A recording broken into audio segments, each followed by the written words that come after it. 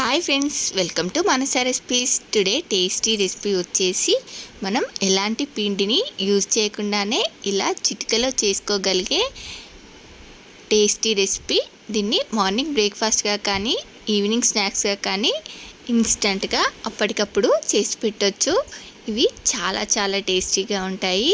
వీటిని పిల్లలైతే అయిపోయేంత వరకు కూడా వదలకుండా తింటూనే ఉంటారు. మరి ఈ టేస్టీ రెసిపీ ఏంటో తెలుసుకోవాలంటే వీడియోని స్కిప్ చేయకుండా చివరి వరకు చూడండి.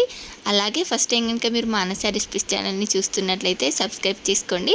మరి ఇప్పుడు లేట్ చేయకుండా చాలా టేస్టీగా యమ్మీగా వీటిని ఎలా ప్రిపేర్ చేయాలో చూద్దాం. ఇప్పుడు వీటిని చేసుకోవడానికి ఇలా ఒక గిన్నెలోకి ఇలా ఈ కప్పుతో 2 కప్స్ వాటర్ని వేసుకొని దీనిలోకి కొంచెం సాల్ట్ని యాడ్ చేసుకొని 1 టేబుల్ స్పూన్ ఆయిల్ కూడా వేసుకొని వీటిని ఇలా మరిగించుకోవాలి. చూడండి, ఇవి ఇలా మరుగుతున్నప్పుడు దీనిలోకి ఇలా 1 కప్పు సేమ్యాని వేసుకొని ఉడికించుకోవాలి. చూడండి, ఈ సేమ్యాని ఇలా సాఫ్ట్గా అయ్యేంత వరకు ఉడికించుకోవాలి. ఇలా ఉడికించుకున్న తర్వాత ఇప్పుడు దీనిలో ఇలా కొద్దిగా వాటర్ ఉండగానే మనం స్టవ్ ఆఫ్ చేసేసి చల్లారబెట్టుకోవాలి. ఇది చల్లారేసరికి మనకు దీనిలో వాటర్ మొత్తం ఇంకిపోతాయి.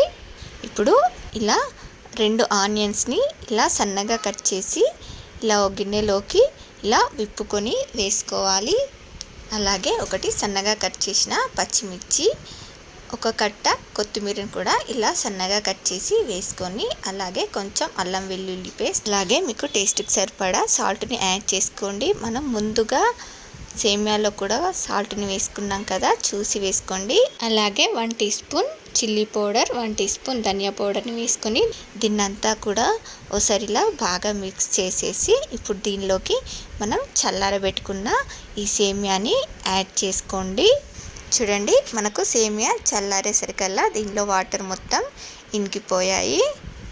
ఇలా సేమియా యాడ్ చేసుకున్న తర్వాత దీన్నంతా కూడా ఒకసారిలా బాగా మిక్స్ చేసుకొని ఇప్పుడు దీనిలోకి ఇలా ఒక 4 ఎగ్స్ని వేసుకోవాలి.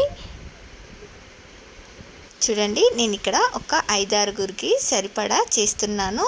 మీరు ఒక 2-3 మెంబర్స్కి సరిపడా చేయాలనుకుంటే దీనిలో హాఫ్ క్వాంటిటీ ఒక హాఫ్ కప్పు సేమియా 2 ఎగ్స్ని వేసుకొని చేసుకుంటే సరిపోతుంది.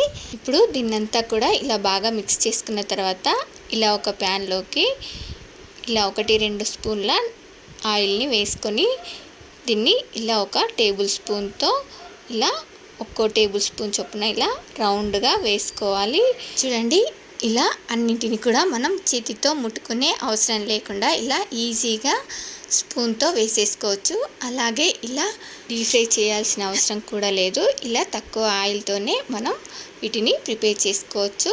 చూడండి, వీటిని ఇలా ఓవైపు కాలిన తర్వాత ఇంకో వైపు కూడా టర్న్ చేసుకొని 2 వైపులా కూడా బాగా ఫ్రై చేసి తీసేసుకోవడమే. ఇలా వీటిని మనం తక్కువ ఆయిల్తోనే ఇలా ఈజీగా చేసుకోవచ్చు. వీటిని మార్నింగ్ బ్రేక్ఫాస్ట్గా కానీ ఈవినింగ్ స్నాక్స్గా కానీ చాలా ఈజీగా చేసేసుకోవచ్చు. చూడండి, వీటిని ఇలా 2 వైపులా కాల్చుకొని ప్లేట్లోకి తీసేసుకోవడమే. చూడండి, ఇలానే మిగతా వాటన్నిటిని కూడా చేసేసుకోవడమే. నేను ఇక్కడ వీటిని ఇలా ఒక 6 బ్యాచ్ల కింద వేసుకున్నాను. అంటే ఒక్కో బ్యాచ్కి 4 చొప్పున 6 బ్యాచ్లుగా వేసుకున్నాను. ఇలా వీటన్నిటిని కూడా ఇలాగే ఫ్రై చేసుకొని తీసేసుకోవడమే.